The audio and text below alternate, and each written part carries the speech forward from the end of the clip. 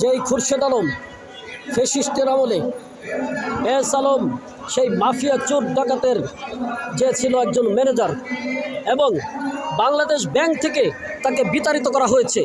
সে আজকে থাকার কথা জেলে, তার বিচার হওয়ার দরকার, তার আমরা বিচার চাই। কিন্তু তাকে বিচার না করে জামাই আদর করে আবার ইসলামী ব্যাংকে লুট করার জন্য সরকার এই ব্যাংকের উপর তাকে চেয়ারম্যান হিসেবে মনোনীত করছে। আমরা স্পষ্টভাবে বুঝতে পারছি আমাদের এই সম্পদ লুট করার জন্যই আজকে এই চোর ডাকাতকে বিচার না করে তাকে বিচার থেকে রক্ষা করে আমাদের এই ব্যাংকের উপর তাকে লেলিয়ে দেওয়া হয়েছে।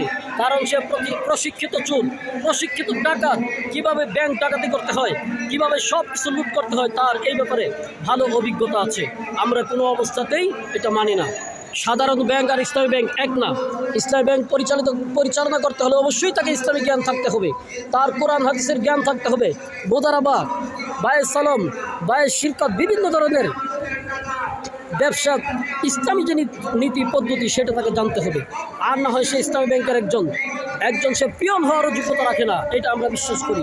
অবশ্যই আমরা এর তীব্র নিন্দা জানাচ্ছি এবং এর জন্য আমরা প্রতিরোধ গড়ে তুলছি।